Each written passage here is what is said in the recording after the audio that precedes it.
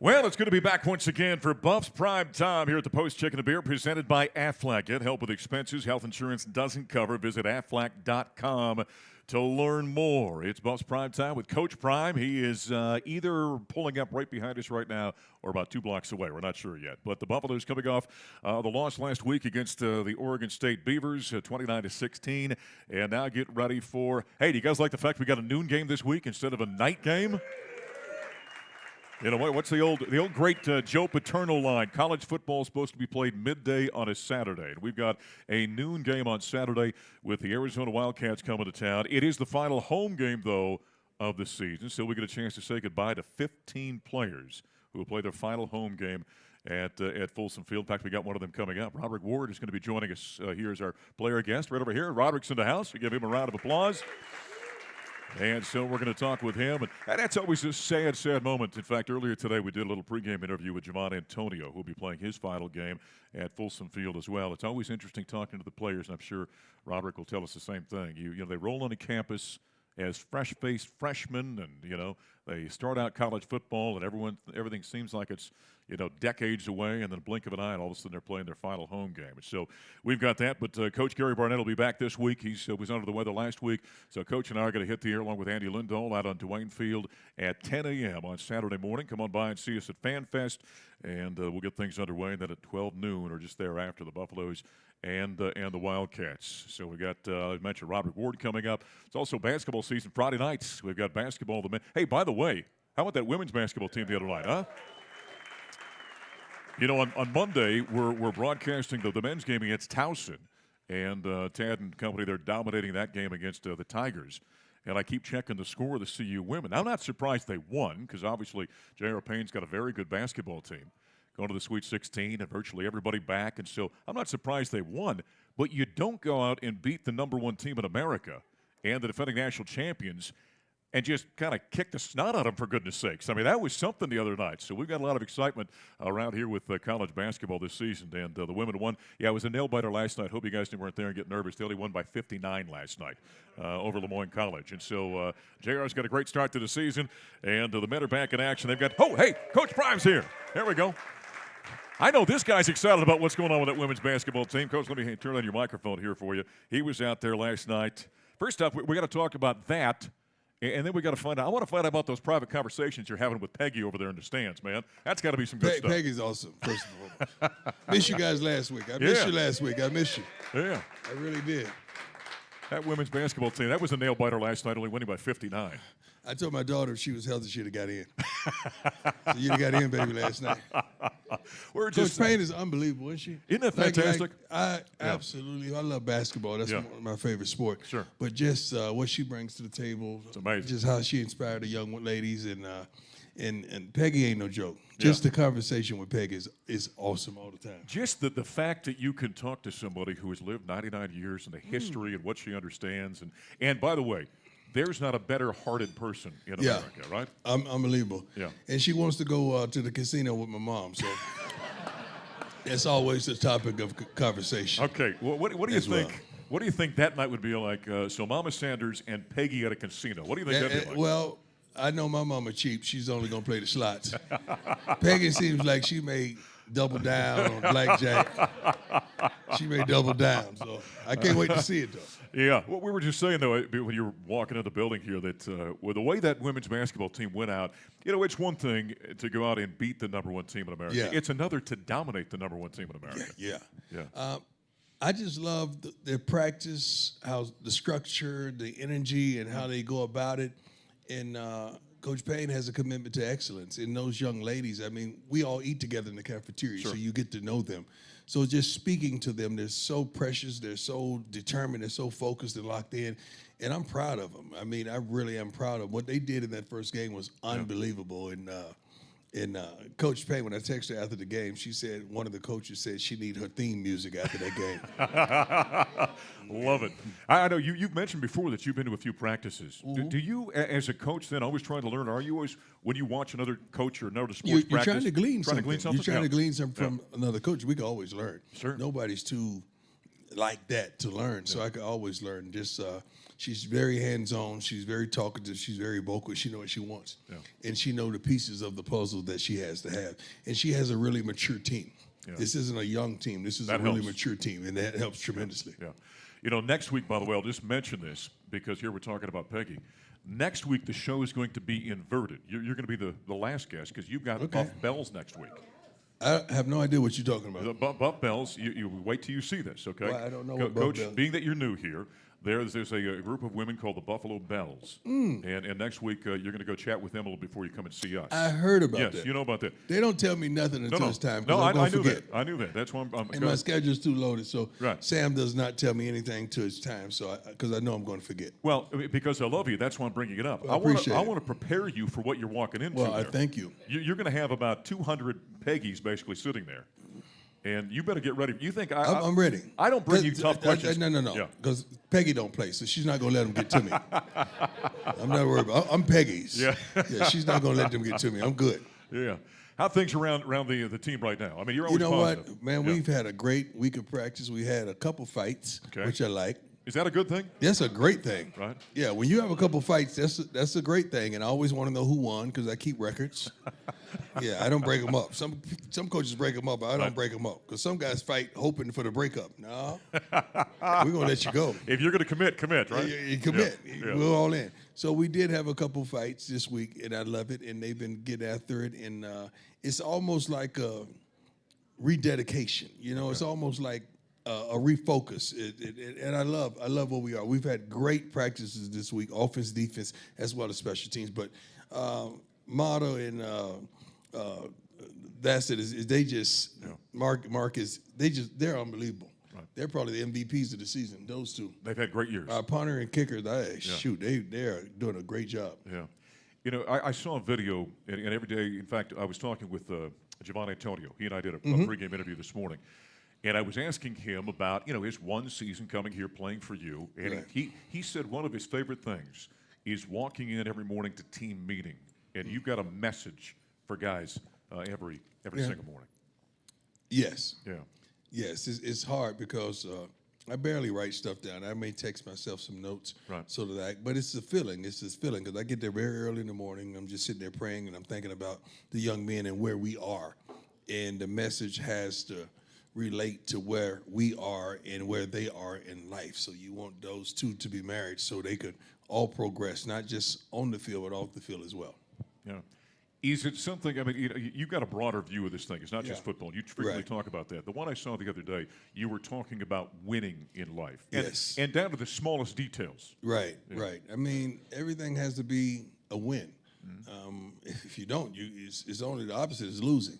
And I want them to win on the field, off the field, with the relationships, in school, in the family structure. I just want these young men to win. And they got to understand that you just garnish small wins and it turns into major wins. It could be something as, I'm going to be on time today. I'm going to be on time. I'm going to be on time. And I make it. That's a win. Mm-hmm. And you got to chalk those little things up and you build momentum. And the next thing you know, winning becomes a habit.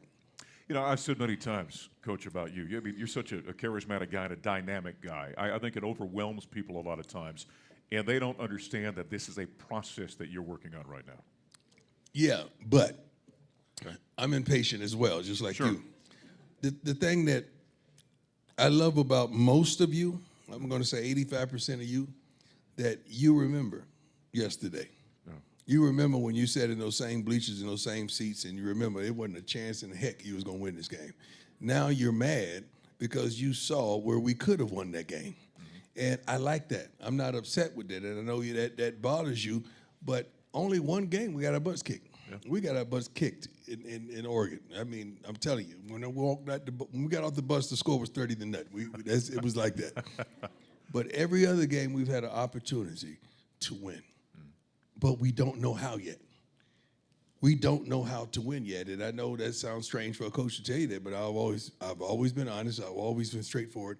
We got to learn how to win in those situations. Like at the end of practice today, we did situations, okay? Because now I challenge the team in situations, so now I know what to do in the situation. So if we're going 3rd and 3, 3rd and 2, or 3rd and 5, at this yard line, that yard line, that yard line, or 4th and 2. So when that situation comes up in the game, I saw what we did yesterday in that situation. Sure. Yeah. So no, we go ahead and kick. Model, let's do your thing. Yeah. And defensively as well. So we understand what to do and how to do it, and we have that understanding and that trust. So it's not something we're just guessing when it happens on Saturday. It's something that we've already been through. It's the details you're talking about. Yeah. Is it also an individual learning about what they are made of inside? Yes, and that was part of the middle of the season. Mm-hmm. We learned in the middle of the season who they were. Now we know. So we continue to make these same mistakes, knowing who they are. That's on us. Okay. That's not on the kids. That's on us. Because if we know this guy consistently gives up contain, why is he out there in this situation? That's on us. Yeah. If we know this guy's not going to make that catch and not going to run the route at the right depth, and we called his number in this situation, that's on us.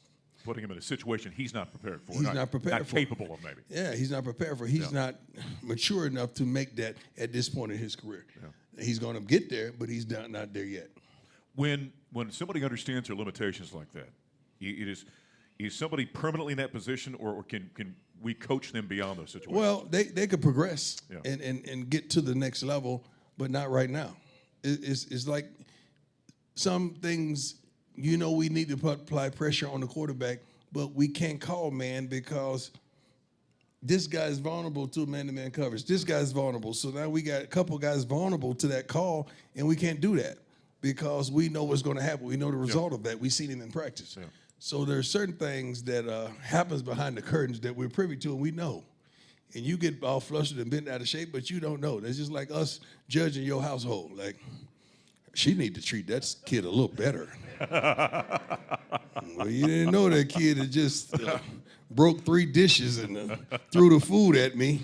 Right. I mean, you don't know that. Yes. So it's things that we know that you don't know that we have to make decisions on. You use the term dog, and I asked this question based on kind of that concept. There are guys that have whatever you want to call it, the killer instinct. They're extremely competitive. Yourself, when you played, a guy like Michael Jordan, Kobe Bryant, those guys that have that drive, that X factor, whatever it is. Yeah. Can that be created? Nope, can you, that cannot be just created. Got to be there. That comes with you. Is that right? That comes with you. You know your darn kids. You know if they're a dog or a cat. You know darn well which one's which. Right. You know that. You know that. You hate that, and you try to put that in there. But if you raise them in a cat-like environment and you expected a dog, that ain't gonna work. Yeah. So you know that right off the rip. Yeah. You know which kid did what and who did what when. You know that. So it's the same in sports. You know some of those kids, but you got to recruit to that. That's not something that you find out when they get here. You recruit to that. Is it hard to identify all the time? It's hard to identify the heart. Okay. It's not hard to identify the dog because the dog shows up on film. The dog shows up in his history. And I told you once and twice, mama tells everything. Well, on these recruiting trips, mama tells everything. Really? Yeah, the dad is going to be like, my son is a killer. He's on the... Man, mama look over there like, that boy ain't no killer. So I talk to the mothers most of the time. Right. Because mama's going to keep it 100. The father's going to always lie for their sons. Because the father wants the son to imitate them. The mama's going to keep it real because she wants her son protected and she wants her baby to be who she wants him to be. So she's going to tell you the truth. Do you think that's a nature or nurture thing? Do you think it's something that we're born with? What? The kind of the dog concept. Is it you're born with it? Is it developed because of the way you're raised? It is developed in situations that you could come from a household like mine. And Shiloh's a dog. Yeah. That's just, he's like that. And right. Shedeur has dog-like quality because he's tough. Yes. And my daughter just broke her thumb and kept practicing with the girls. Yeah. And they said, darn, I said she played football a couple of years when she was a kid. She had to. There was no choice. It's a family business. Okay. What position did she play? She played quarterback. Did she? And safety. She played quarterback and safety. Right. And she was good. All right. I love that. The Buffaloes have got Arizona in town. I want to talk a little bit about Shedeur. Talk about toughness. I'm telling you, the kid is unbelievable. He was, We're going to go ahead and take a break, though. It's Coach Prime We're at the Post Chicken and Beer. It's Buffs Prime Time presented by Aflac. More with Coach Prime after this. This is Colorado football from Learfield.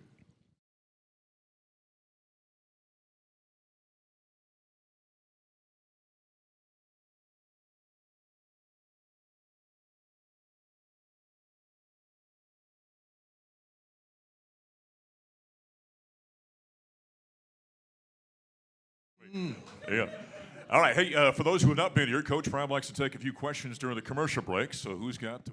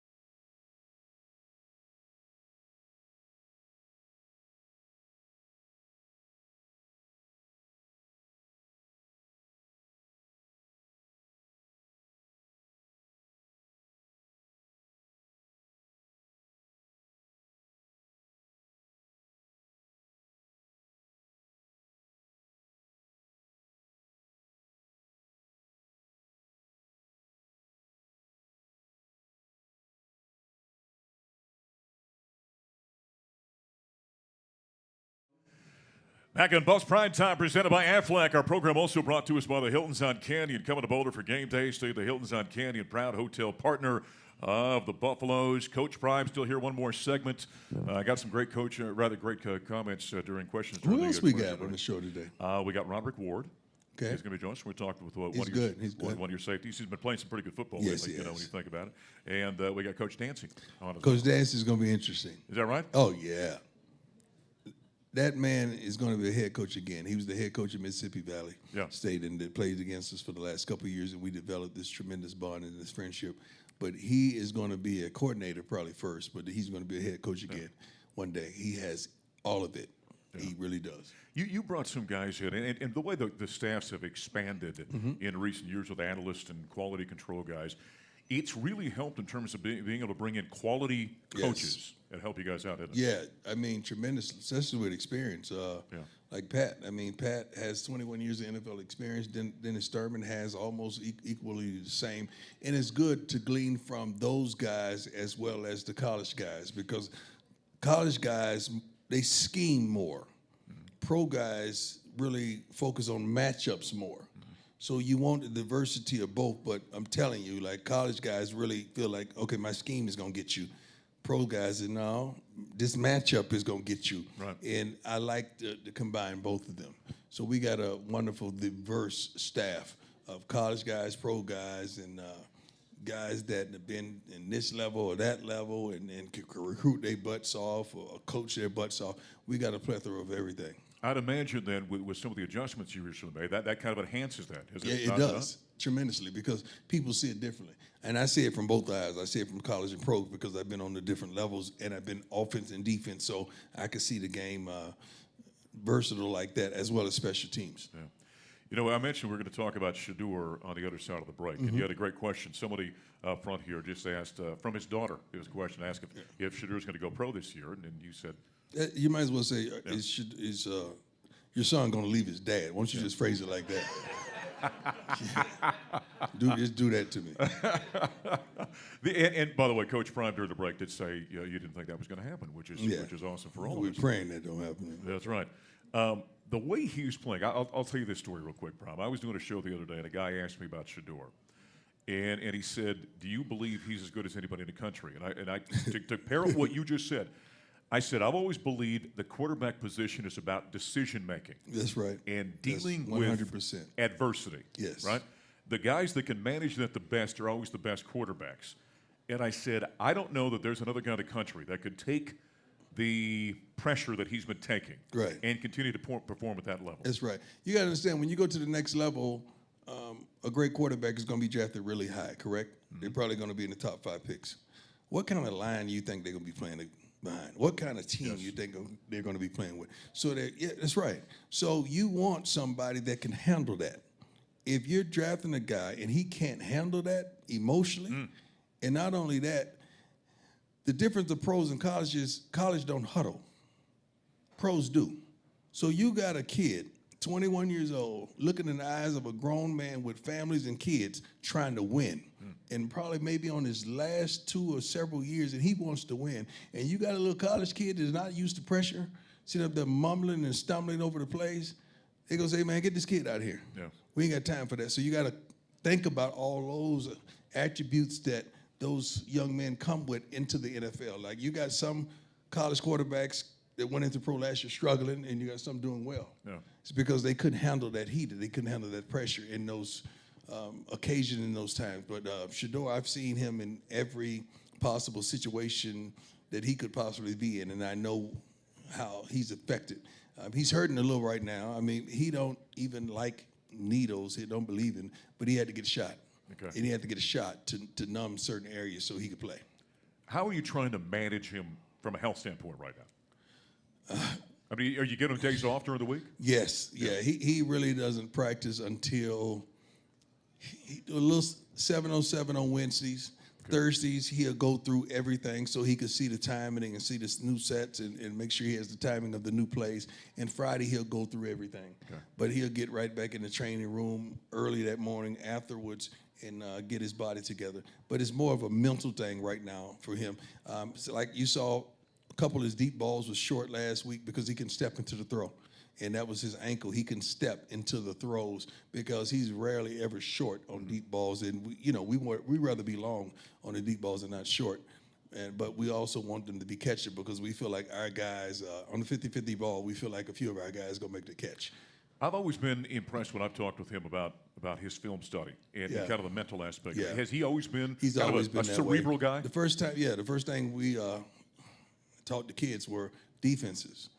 Shallow was really a really good quarterback, but he just turned into the knucklehead that he is, and I had to Okay, son, that's it. Your brother got it. So wait a second. Are you saying knuckleheads go to defense? Is that what you're saying? I'm saying knucklehead goes to defense. Okay, that's what I'm saying. I don't know if I stuttered or stumbled, but Shiloh could sling it and he could spin it. Shiloh could throw a baseball 91 miles an hour. He was a phenomenal baseball player. Both of them was. But it came a time where he had to go to defense, and Shedeur, both of them played defense. So I taught them the defenses first. So they knew at a young age, cover 2, cover 4s, cover 6. They knew we're going to cloud this side, man this side. They knew all that stuff. And the safeties would give it away or taught them the linebackers. We would have, you have layovers in the airport. Mm-hmm. We would go in this little, the Crown Lounges that they have, the Admirals Club or whatever. We would get a chalkboard and we have there drawing plays on the boards. Nice. I mean, that's the family tree. That's the family business. Yeah. So they've always known coverage. Shedeur was checking off at 6 and 7 years old. Wow. He was checking off. You probably seen Big George Hageman at practice. Yep. Okay. George ran our offensive line. Coach Mathis and Coach Hart ran the secondary, and I ran the offense with some other pro guys that helped us. So our youth organization was filled with all pros teaching these young kids. Cool. Yeah, how to play the game. Awesome. Been awful impressive. Yeah. Hey, senior day this week. Did you remember your senior day at Florida State? Nope, not whatsoever. No? No. Don't remember homecoming either. I mean, HBCU homecomings are totally different. Right, I understand. Yeah, not whatsoever. I do remember my last game at Florida State. Uh-huh. I went in a limo, and I wore a tuxedo. I was so ignorant. I was ignorant. Makes perfect sense. I had a top hat, everything. Yeah. Like I wanted to go out. I wanted to go out in style. I went out in style. Yeah. This is my last game. We won. I think we won as well. I wanted to go out in style. But what I'm going to do, I'm trying to. You don't know how important scout team players are. Mostly they're the walk-on kids that may never get an opportunity to start or anything, but some of them earn it. They're really good. Mm-hmm. I'm trying to dress every last one of them out because I appreciate them. I understand the seniors are wonderful, but those scout team guys are unbelievable what they contribute to the program. So I've already told Smitty that we're trying to dress all those young men out just to show my appreciation and love it. I want to kick butt so they can actually get in the game. Love it. Yeah. I know you lastly here, you've got a lot of respect for what Jed Fish has created and what he's built there at Arizona, right? Yeah, he's a great coach. I made a mistake, I think, in the press conference I was talking about San Francisco. I think it was Baltimore. Okay. I think, I'm not sure, but I think it was Baltimore that we were together. Okay. But I remember that we were together somewhere. Right. Outstanding coach, outstanding what he's done for that program, and those guys are playing hard, they're playing tough, and they're winning, and I'm proud of them. Yeah. They're winning, they're doing the little things to win. They really are. And I know you're happy it's a noon game and not an 8 p.m. Oh, my God. Huh? Don't you guys hate those? No, we don't like them. We don't like them. Yeah, the kids in the hotel all day. They bound to do something stupid. You holding them hostage in the hotel all day. Like, how long can you hold a young, vibrant man in a hotel all day? So I'm down there scouting for the young, vibrant women in the hotel all day. No, don't do that. You better not go up that stairwell. Well, this week, get them ready, get them up, have breakfast, and go play ball. That's it. I love that. Yeah, I love to get it on. Coach, good luck this weekend. I appreciate it. You know what? I'm going to stay for this break so I can answer some more questions because I know we got cut short of the global warming or whatever it was back there. I don't know what it was. Yep. We'll do that. We'll hang out here, take some questions in-house. We'll take a quick break. Coach Dancy, who Prime talked about just a moment ago, he's going to join us coming up next. It's Buffs Prime Time of the Post Chicken and Beer. This is Colorado football from Learfield.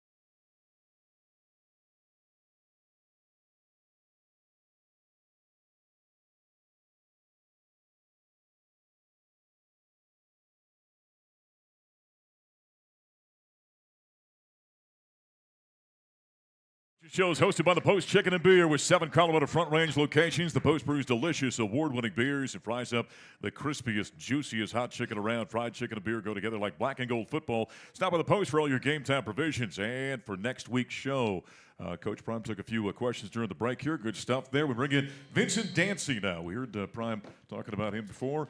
The defensive side, quality control coach. Vincent, Thank you, guys. Fantastic. Welcome. How are you? I'm doing great. Good. Thank you, guys. First of all, I want to say thank you all for having us, welcoming us here to Boulder. Yeah. It's been amazing. It's a beautiful place. I never thought I would see anything as beautiful. And you guys, like to thank you all for just your kindness. I'm a Southern guy, and I appreciate you guys with your hospitality. See, you guy from the South out there, you're coming out here going, what's this Boulder place all about? You find out it's about the most beautiful spot in the world, haven't you? Oh, my goodness. Yeah. I mean, to wake up every morning and see mountains. Yeah. Had you been out here before ever? I've never been on this side of the country before. Yeah. So to come out here and see this beautiful place has been amazing. Awesome. But the people are amazing. Aren't they great? You know, that makes the place even more heartwarming and heartfelt and Exactly comfortable. right. Exactly right. Give us your background, kind of where you came from and how you eventually hooked up with Coach Prime. And Okay, I started at Jackson State. Played there, obviously. Went on to play some arena football. Okay. Had opportunity to play arena football, and I was, I was like, man, I want to do something with young men, kids. So one day I put on a suit and tie, and I just went around to every elementary school because I wanted to start early with young kids. Mm-hmm. And one of my former coach's wife was a principal, and he said, it's a graduate assistant position open at Jackson State, and I was like, I don't know if I want to work for your husband again. I played for him. So I stopped by there. I went by and had the opportunity to go back to my alma mater and coach, and it was a blessing. Went to Augusta, Georgia, started a D2 program from scratch. We started a program. Wow. Had the opportunity to come back to Mississippi. I was like, do I really want to go back to Mississippi, leave Georgia to go back to Mississippi? Been a Mississippi kid all my life. Ended up going back to Mississippi Valley, being the defensive coordinator. My head coach eventually stepped down. They made me interim coach, and I couldn't lead the guys that I recruited, and ended up interviewing for the job, and had the chance of being the head coach at Mississippi Valley for the past 5 years, and it was an amazing thing. Taking over at 32 years old, a program that was kind of in shambles, but building it up and making sure those guys had an opportunity to pursue their dreams. That's all it's about for me. Is making sure that these young men, get a quality opportunity, whether it's get an education or playing football. I think everybody deserves that opportunity. And man, I ended up meeting Coach Prime, and he didn't understand. I never met him a day in my life, but I always watched him. I'm an 80s baby, so I'm a 49ers fan, and I watched him since I was growing up. My mother's a Dallas Cowboys fan, so we always butted heads. And he just told me, I met him at his he did a big camp every year, and he always would invite the coaches down to his camps so we can look at the upcoming prospects.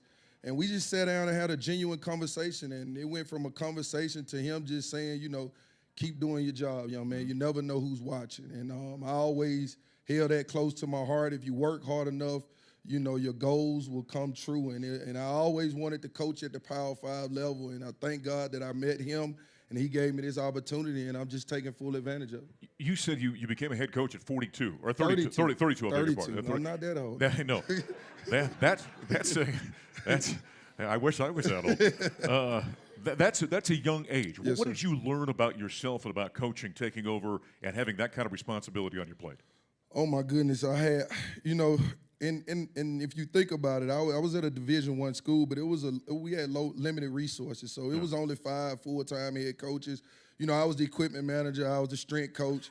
I had to wear a lot of hats, and it taught me patience.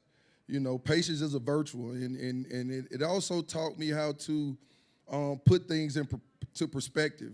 Understanding that I had to make sure that these young men was taken care of from like I said, from a strength and conditioning role, from an equipment role. So I just learned a lot about me, and how I had to mature very quickly and understand that these guys depend on me. And it was amazing. I wouldn't trade it for the world.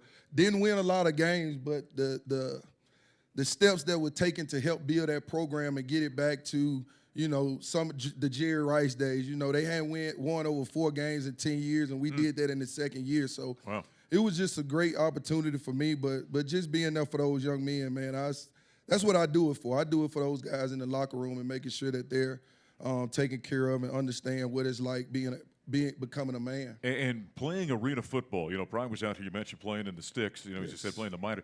It's kind of that feel, too, when you're playing. I did arena league football for a while. Right. That's kind of a wild and woolly existence right there, isn't it? Exactly, and especially being in Spokane, Washington, 1,000 miles away from home. It was a great experience, so I wouldn't trade it. All right. What position did you play? I played safety. Played safety and linebacker in college, yes, sir. So your role now is a quality control guy on the defensive side. Yes. What's your day-to-day like? To make sure Coach Keller has everything he needs. That's my only job, is to make sure that he gets everything he needs on a daily basis, so they take a lot off his plate so that he can do what he needs to do in order for him to be successful, but not only him, those young men. Yeah. So you do a lot of film breakdown? A lot of film breakdown, a lot of paperwork, a lot of analytical things, a lot of drawings. So yeah, it has humbled me, but it's been great. Wasn't traded for the world, but I just make sure Coach Kelly gets everything that he needs in order for him, for him to go out and be successful, and taking care of him on game day with his play call sheet. So Vincent, I've said many times about this with the charismatic, dynamic person that Prime is. No doubt. You get the external that the fans see and the world sees, right? And it's off the charts. We all know. I've said it's like when Deion came on board, it's like a tsunami hit Boulder, Colorado. Right. But internally, day to day, when I'm around those offices, man, it's got that business feel to it. It is football takeable. I think that gets lost sometimes because of the magnitude of Prime. No question. But at the end of the day, we all understand. Everybody that's in this organization understands their role and what their role is inside of the organization, and it's a business. We understand that it's a business first, and that's why we came here. We came here to change this program, to just overall just change the landscape of Colorado football. I remember when Colorado football was on top, when couldn't nobody stop Colorado football. So do they, by the way, yeah. That's why they're but here. I was a kid now. I was a kid. But it was amazing to see those guys and to have a Heisman Trophy winner. But, man, the work don't stop. It's an everyday grind. It's a process. And, man, I'm glad to be a part of it, man. To be around some amazing group of men that I'm around. I'm around guys that I think I'm around about 70 years of coaching, from the NFL to Coach Kelly being in 33 years of Power 5 coaching. It's a blessing for me. It's been a blessing to be here and to be around these men that I'm around, and I can't thank Coach Prime enough for giving me this opportunity. So since you kind of breaking film down, I'd imagine you looked a little bit at Arizona's offense. Yes, sir. Right? What do you think about the Wildcats this weekend? Very balanced offense. A very balanced offense with a great passing and also a great run attack. So we want to focus on stopping the run first. I think we've been doing that the past couple of weeks. I think our defense has been, playing good, solid football these past couple of weeks. Very proud of where these guys have came and how they've grown since the first beginning of training camp. Well, making progress every week. Every week we're making progress, and so I appreciate that from the guys. But we got to stop their balanced attack. Got a nice little quarterback. He's a little guy, but he can make every throw on the field. So we got to affect him in every way. We got to make him. We got to get him outside of the pocket, but we also got to tackle him once he gets on the perimeter. Yeah. Well, great having you here, man. I'm glad you're part of the program. Thanks for coming out today and joining us. Thank you. Let's hear it for Vincent Dancy, quality control defensive coach for the Buffaloes. One of his guys, by the way, Rodrick Ward's been playing some great football. He's going to join us next as we continue on Buffs Pride Time, presented by Aflac. This is Colorado football from Learfield.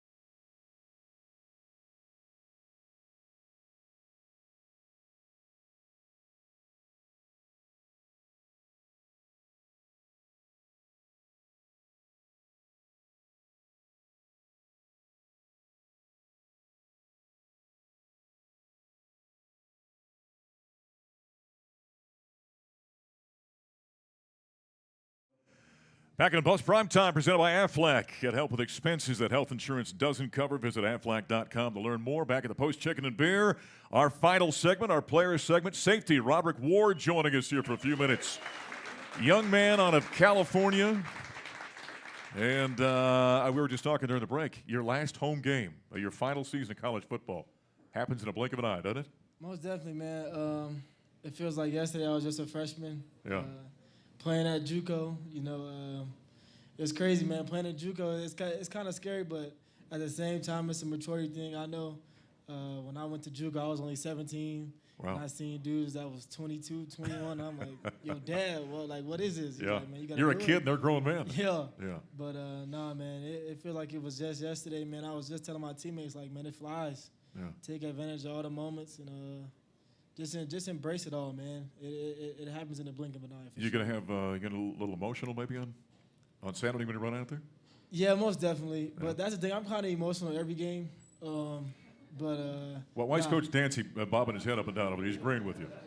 He's an emotional coach, is he? Coach Dancy, No, it'll be a little emotional. My pops and my mom's going to be out there. Nice. So just sharing that moment with them is going to be really emotional. Yeah. Most definitely. I'd imagine you're a young man. You play football your whole life, right? And you're probably talking to your dad and mom about that. And so having them here is going to be awful special. I mean, for them to see the way you played, the way you've grown as a young man, that's got to mean something to you. Oh, yeah, most definitely, man.